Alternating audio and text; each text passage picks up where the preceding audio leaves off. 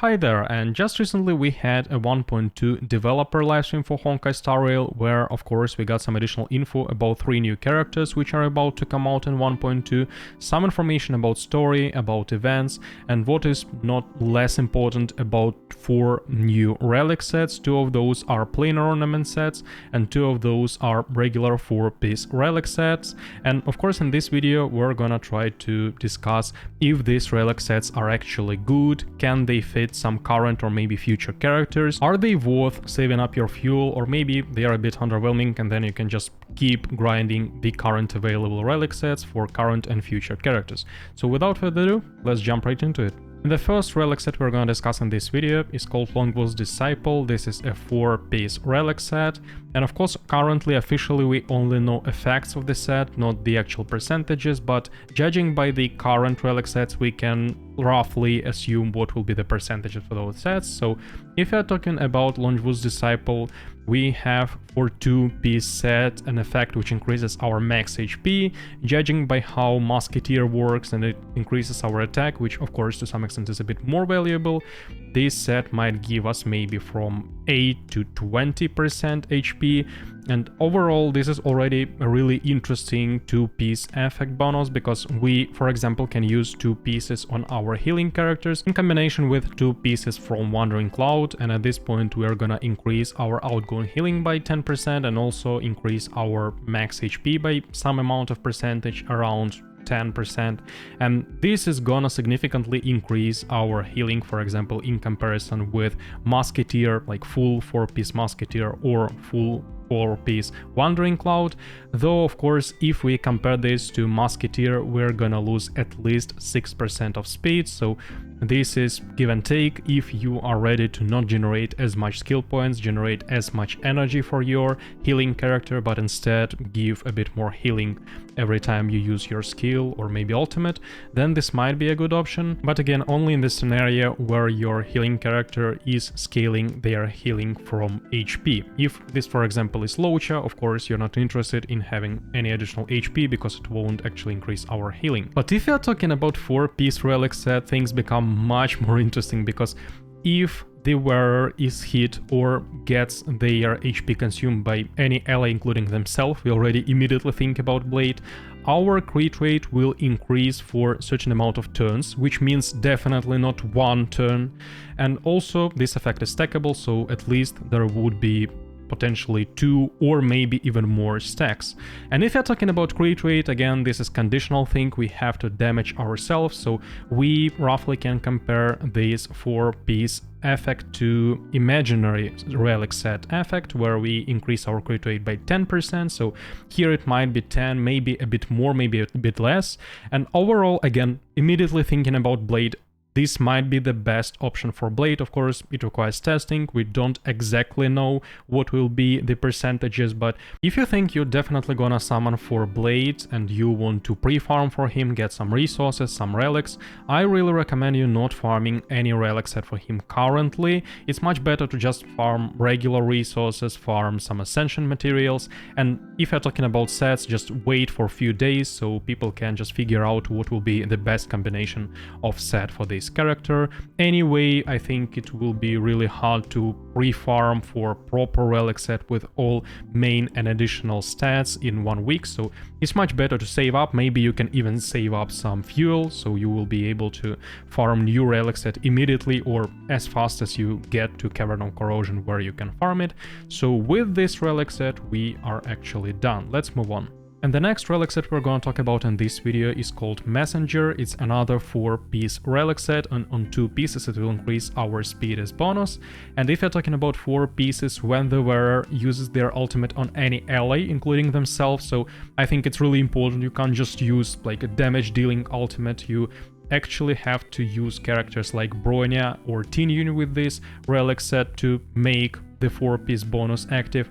Then after using the ultimate on our ally, we will increase our ally's speed by some amount for a certain amount of turns, but this time this effect is not stackable, so for us it's a bit less interesting how many turns it will last. For us a bit more interesting is what amount of speed we are gonna get. And if you're talking about 2-piece bonus, since on Musketeer when we have 4-piece set we're increasing our speed by 6%, this might be a bit less since it's only a 2-piece set, or maybe same, who knows. And if you're talking about 4-piece effect, it's even more increase in speed. And of course if we are talking about supportive, especially harmony characters, we are really interested in this speed. So for example, if you're talking about Bronya, this set might be an actual replacement of Musketeer on Bronya. But if you're talking, for example, about people who are in early game phase where they are using full Musketeer set on any type of character, on DPS character, on supportive character, on Nihility character, and also on Abundance character, I think again it's specific because for DPS characters this set is definitely not gonna be the best option. If you're talking about 2-piece set instead of 2-piece set on Musketeer, again, if character is okay to use lots of actions, like they don't consume skill points, it's better. But if you're talking about characters like Sealy or any other DPS character, actually, for them it's much more important to have more attack and less actions, so every action they take you have spare skill point to actually use their skill. That's why I think this might be a really good option only for harmony characters, and only for harmony characters which don't depend on their attack stat, like we have Tinyun. I think for Tinyun, Musketeer might still be the best option. Now let's get to 2-piece relic sets, or simply planar ornaments, which are obtainable from Simulated Universe. And specifically for these two planar ornament sets, new ones, we need to beat Simulated Universe World 7, which is also about to come out with 1.2 update. And let's start from Broken Kill, which will increase wearer's effect resistance, and also when we reach some amount of effect resistance on this character, we will increase our allies' crit damage. If you're talking about effect resistance, I think it won't be more bonus effect resistance than we get from Perfect Timing, Light Corner Superimposition 1, so it might be around maybe 12-14 effect resistance from this set. And if you're talking about amount of effect resistance, I think it won't be that much, so we will be able to actually get that crit damage bonus. And what is really important is the actual amount of crit damage percentage we get, because currently in game we already have Fleet of the Ageless, which is one of the most preferable planar ornament sets for our Abundance characters, and I think in future these two relic sets might become direct competitors, because both of them increase our damage by some amount for our allies.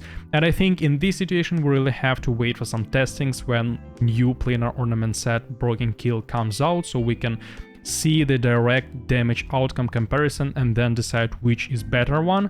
But roughly, since Fleet of the Ageless also increases our max HP, it might be really important and defining, for example, for Philo or Natasha. While if we are talking about Locha, since he doesn't rely on max HP, and usually we are using either Space Sealing Station or Fleet of the Ageless, and both of them are not that useful, honestly speaking, because usually you still overheal with your Locha if you're talking about attack stat, then new Broken Kill might be a really good option if it provides at least same amount of damage as Fleet of the Ageless for your allies. And again, some additional effect resistance, so your Locha won't be under crowd control that much. And finally we get to last but not least relic set in this video, which is called Rutile Arena. This is also a planar ornament relic set, so only 2-piece bonus effect is available. And with this relic set we increase our crit rate by some percentage, and when we get to some certain percentage in our crit rate, we on top of that increase our basic attack and skill damage.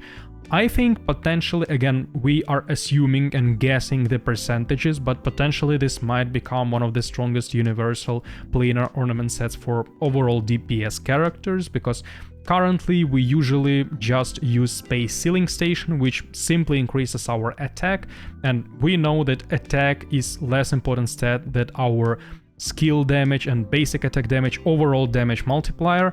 And also, of course, increasing our crit rate will mean we increase chance to apply crit damage, and crit damage is also more valuable than attack, because currently if you're talking about Space Sealing Station we get 12% of attack, and on top of that we get extra 12% of attack. With not that hard condition, we anyway usually get to around 120 speed on our DPS characters. But if you're talking about Rutilant Arena, this crit rate bonus, I think if there are at least like around 10% crit rate, it's already really good. Then what is really questionable is amount of crit rate percentage we need to achieve additional conditional bonus. If it's like around 50 to 60, maybe a bit higher percent, it's completely okay. It's easily achievable on any DPS character. If it's like around 85 to 90%, which means it's only a specific thing for some specific DPS characters, then it might be troublesome. And again, it really depends on how they want to release this planar ornament set. And if you're talking about skill damage increase, if it will be 12% or above, it's already better than just having 12% attack. Of course, you sacrifice some damage from the ultimate, but overall, usually you at least use 2 skills before the ultimate if you're talking about DPS characters, so I think it won't be that much of a sacrifice.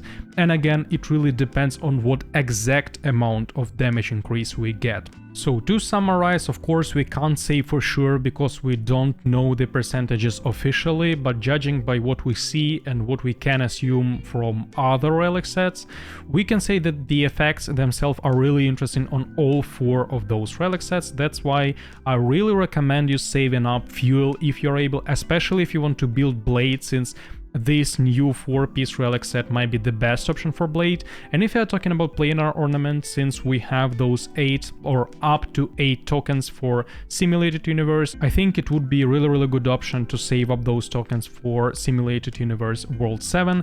Anyway, when the 1.2 update comes out, you can just still keep your fuel and those tokens, wait for some testings, wait for best builds for the character and everything like this, and after that decide if you want to spend your fuel on some previous cavern of corrosion, which you can easily do, you're not wasting your fuel by saving it up, or maybe build new relic sets and new planar ornaments as we discussed in this video. So that's it, hope this video was helpful for you, thanks for your kind attention and see you soon.